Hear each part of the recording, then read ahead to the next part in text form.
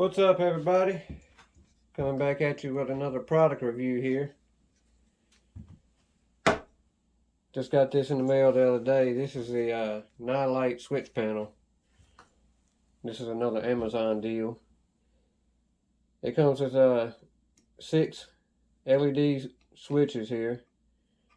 These are backlit and they also light up when the switch is active. It comes with resettable circuit breakers, so there's no fuses behind the panel to worry about having to replace this. If it trips a breaker, just push that button and reset your breaker. They come with 12-volt cigarette lighter plugs. You have 2 USB plugs for charging phones and a digital voltmeter. I think I gave $35 for this unit. It's a 6 switch setup. They have them anywhere from 2 all the way up to 8 switches. You can get them with these features or without. For the quality, I'm pretty surprised, and actually I'm very surprised that it actually came on an aluminum plate. And I thought this was going to be plastic. The switches are plastic, but the actual mounting plate itself is aluminum. That's pretty shocking to me for a Chinese piece. So they come pre-wired, which they're all daisy chained together. I'm going to go through and separate each one and put it on its own circuit just to be on the safe side. But they did, the wiring's actually pretty clean. They actually used, it's a type of terminal they got on here that actually locks onto the switch, so there's actually no way you can get that terminal off without pushing that button down. So there's no way for it to come loose behind the dash unless you physically pinch that button down and pull the connection loose. These cigarette lighter plugs and USB plugs, they can be loosened up and swapped around. Actually, if you didn't like how the panel was laid out, you could actually take these switches out, flip them upside down if you wanted your plug-ins to be on the bottom and not the top. So that's a pretty neat feature of it.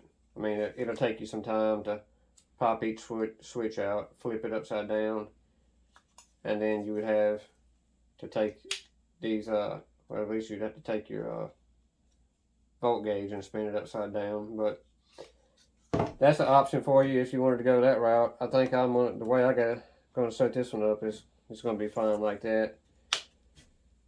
I got a drill battery here. We can plug it up and show you what it looks like lit up. Of course, it's a 24-volt battery, so it's probably going to read more than 12 volts.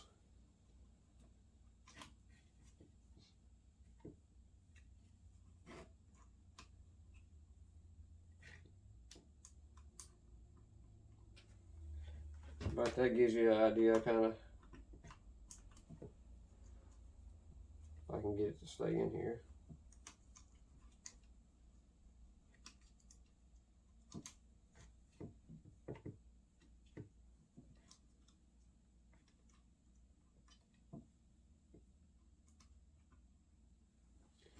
That gives you an idea, kind of what it looked like. Let me see if I can turn this light off for you. I don't know if the sunlight's going to affect that or not.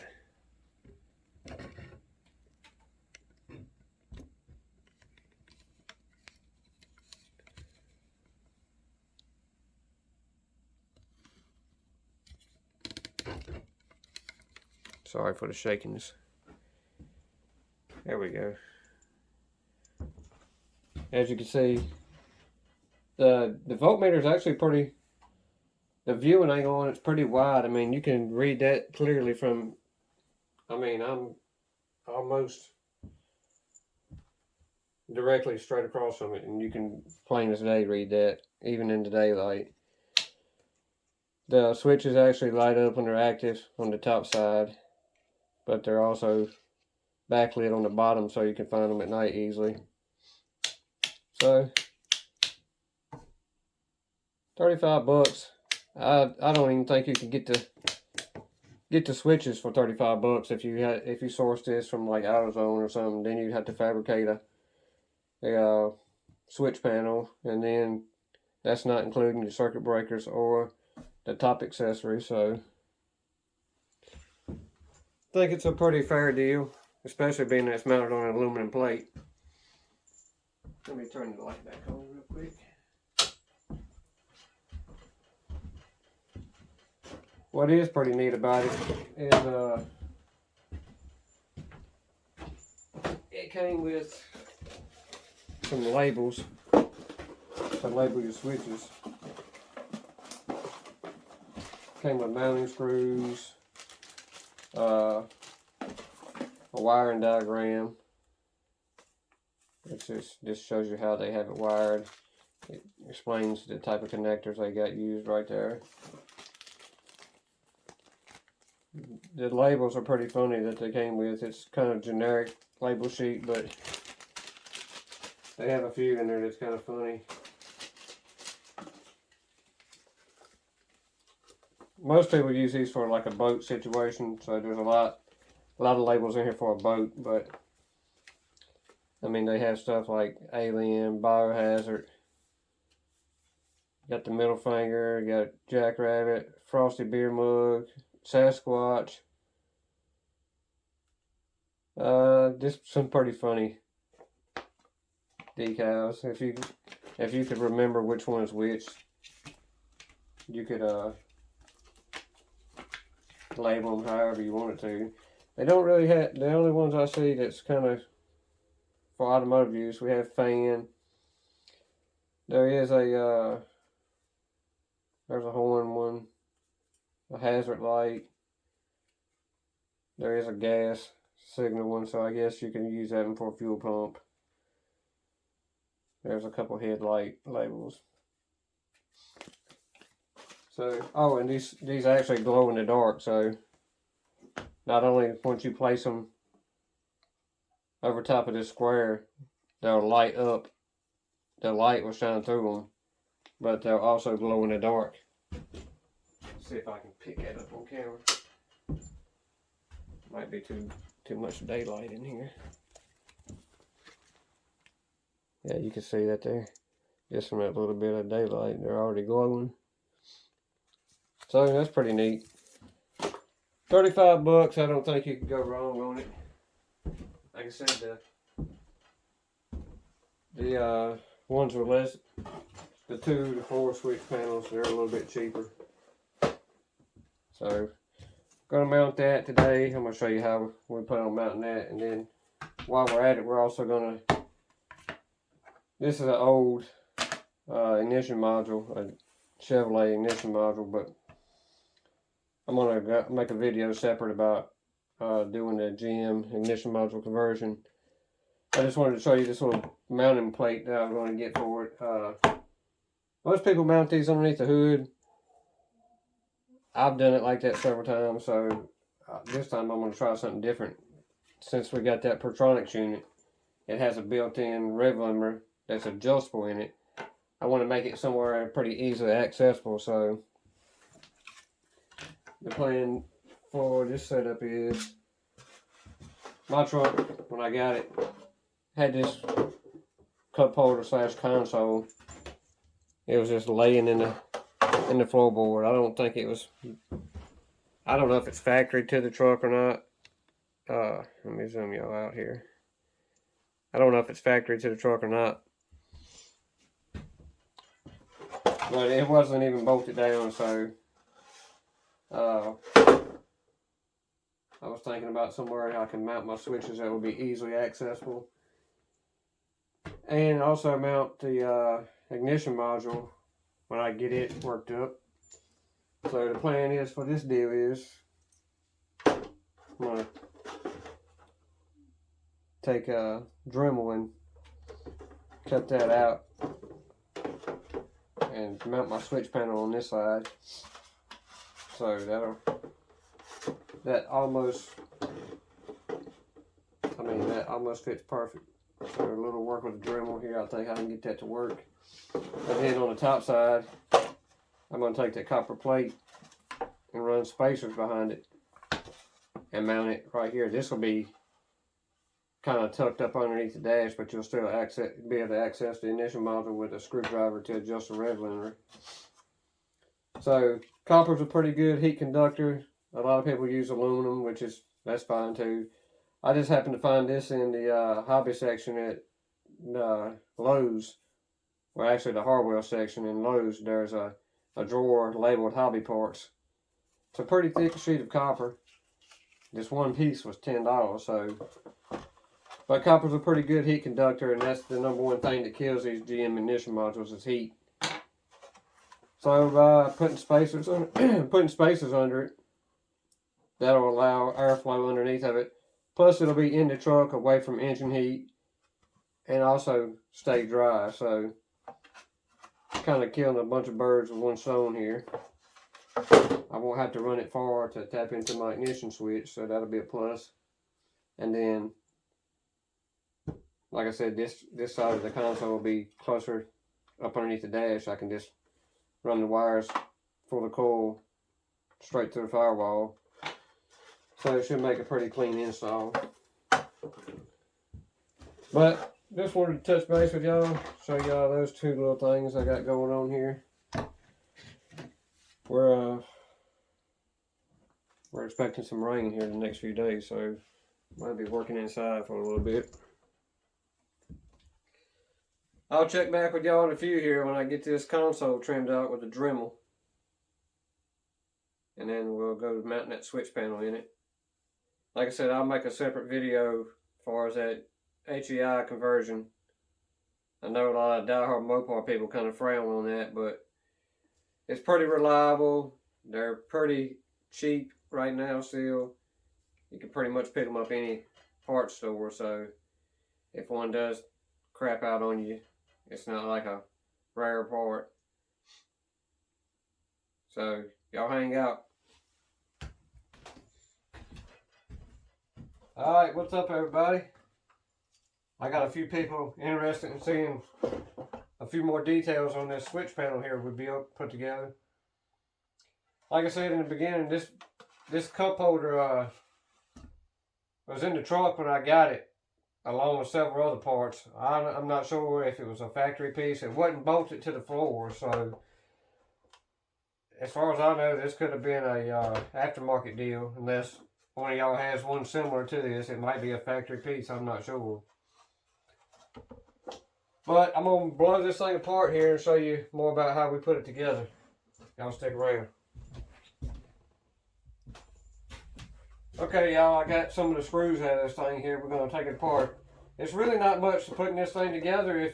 If you have a console similar to this at home, just take some measurements. You know, the measurements for the switch panel, they were on Amazon, so they're pretty detailed.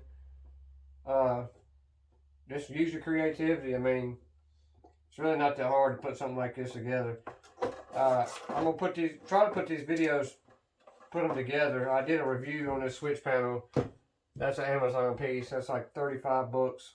It's a pretty well designed unit, so I'll recommend that if you need a switch panel. The GM HEI ignition module, I've had a few people comment on that. That's a personal preference type of deal. I mean, I did a review on this a couple videos back. This is a Pertronix flamethrower. It's basically a poor man's MSD box. It delivers multiple sparks up to 9,000 RPMs. Also has a built-in adjustable rev limiter. The rev limiter can be adjusted from 5,500 up to 9,000 RPMs just by simply turning that dial with a screwdriver. So any old Mopar ignition system that run off a ballast resistor, unless I've lived under a rock for 35 years, I don't know any Mopar ignition system that could do that. So I'm a diehard Mopar man, but I got to give credit where credit's due. And GM ignition module, a basic one, not the Pertronix unit, but a basic one, you can literally pick these things up just about anywhere. I'm surprised Walmart didn't carry these things. So the people that say they go bad a lot, heat is what kills these things. Hence why I have it mounted on a copper plate. Copper is a great heat conductor. So as you can see, it's spaced out with a few extra nuts. The way I have it set in this tray, so it has a little airflow up underneath of it. Plus, this will be inside the truck, away from engine heat. It'll stay dry, and plus it'll give me access to the rev limiter adjustment there. And it has a LED when the ignition receives power. So if that LED is not on, you know you have a problem somewhere in your ignition system. But I'll do a in-depth review on that conversion once we get ready to put it in the truck. And then this is just a basic battery kill switch. I picked this up from Harbor Freight. It's like $7. It fit in the cup holder pretty well, so that leaves me with one empty cup holder. About the only thing you're going to put in there is going to be a bottle of water. I'm not even sure if a canned drink will fit in there or not. So let me give you a look at the inside of this tray here. Really, the only tool you need for a job like this is a Dremel with a good cutting bit.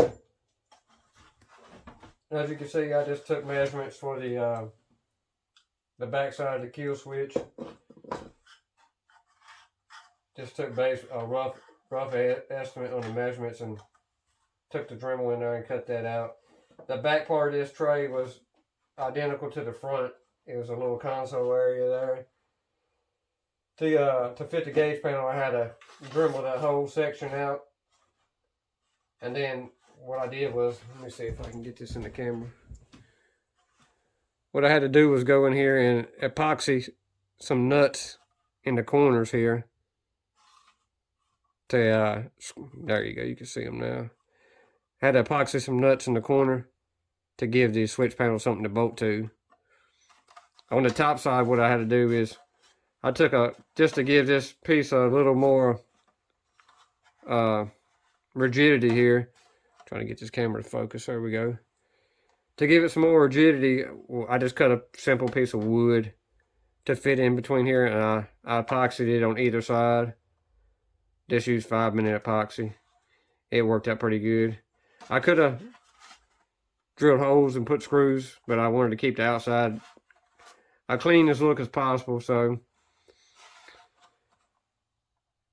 you can see the back side where I dremeled that out and just run 2 small screws for the kill switch to mount the ignition module, so I wouldn't have to pull this whole console out every time. We just did the epoxy trick again. Just took an epoxy 2 nuts right there on the back side of that panel.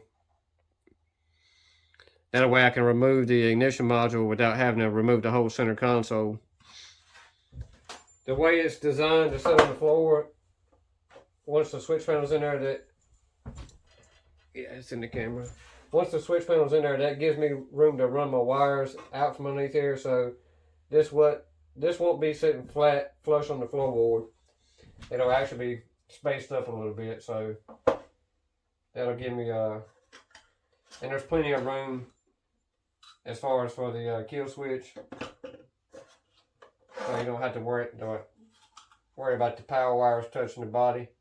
They're kind of tucked up in there. That's at least a couple inches worth of clearance. So that worked out pretty good in my favor. So like I said, if you have anything even close to this, I mean, it's not, basically like all you need is a Dremel and just some patience.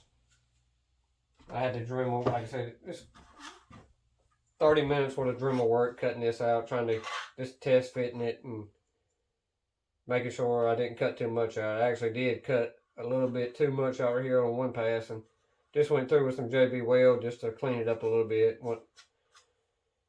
JB welded that little piece up right there and sanded it down and shot some paint over it, so once the switch panel's in there, you can't really see it.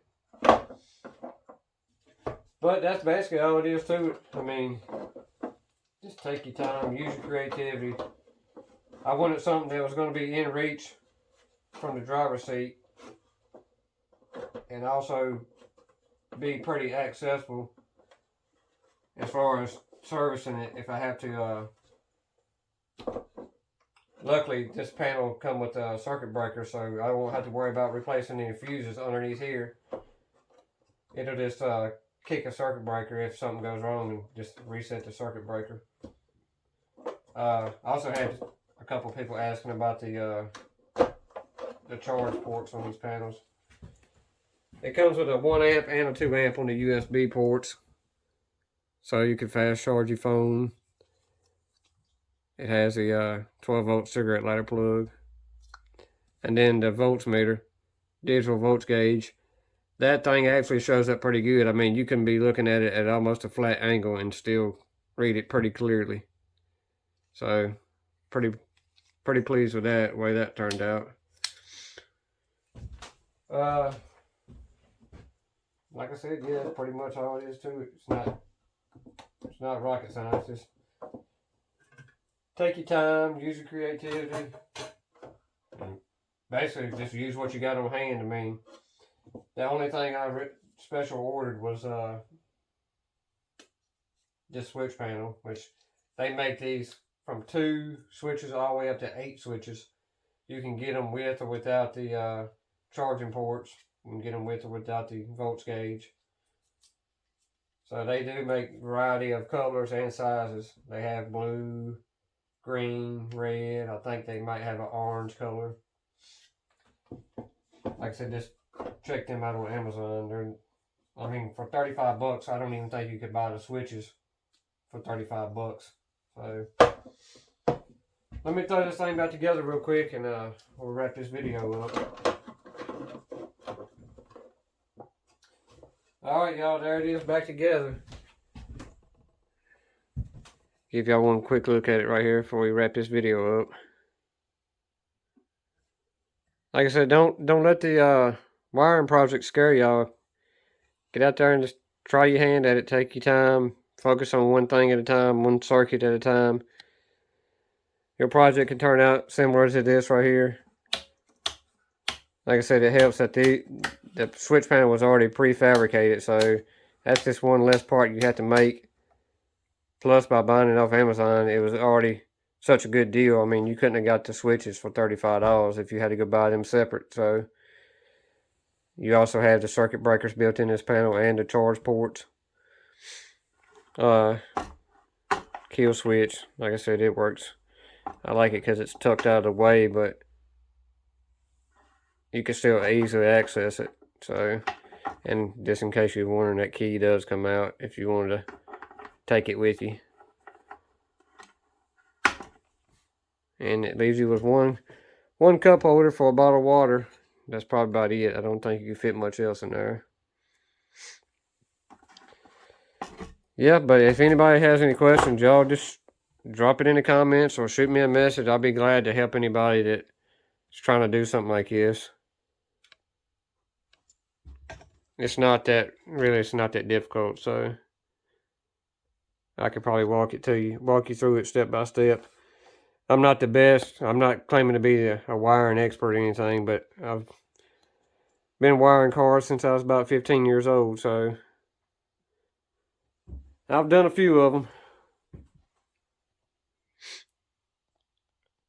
But I hope that answers y'all's questions there. Like I said, if y'all got anything extra, just drop it in the comments or shoot me a message on Facebook or email will be fine. I'll be glad to help anybody out. Y'all have a good night. Come on back and check us out.